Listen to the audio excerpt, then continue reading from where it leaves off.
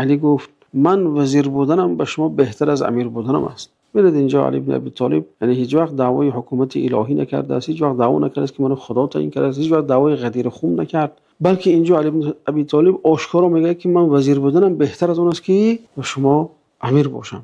بعد مردم دیگر پافشار میکنن، میگن که دستتون رو با تو بیعت میکنیم، دیگر شخص سزاوار نیست. علی بن ابی طالب میگه اینطور باشد باید که آشکارا بیعت کنیم در مسجد نه در خانه، و رفتن طرف مسجد تا اینکه با علی بن ابی طالب بیعت کنن. اول مهاجرا، بعد انصار، بعد دیگر مردم اومدند و با علی بن ابی طالب بیعت کردند. یعنی ببینید علی بازم تکرار میکنیم طلبکار امارت نبود، طلبکار خلیفگی نبود، یعنی اینا تشریف هم برای خودش نمیدونست و اونم مشتاق هم به این امر خلافت نبود، طلب هم نمیکرد این چیز رو برای خودش، بلکه از اون بدش میآمد. خیلی که حاکم روایت میکند در مستدرکش روزی جمال علی بن ابی طالب گفت خدایا من به تو پناه میبرم از خون عثمان. وقتی خبر کشته شدن عثمان رو شنیدم عقلم پرید، عقلم از سرم پرید. میگه علی بن ابی طالب باورم نمی آمد. مردم برای بیعت نزد من آمدن، به خدا گفتم، میگه که من به خدا شرم میدارم که حال عثمان جسدش در زمین خواب رفته است، حال عثمان دفن نشده است، چه خیر من با شما بیعت میکنم.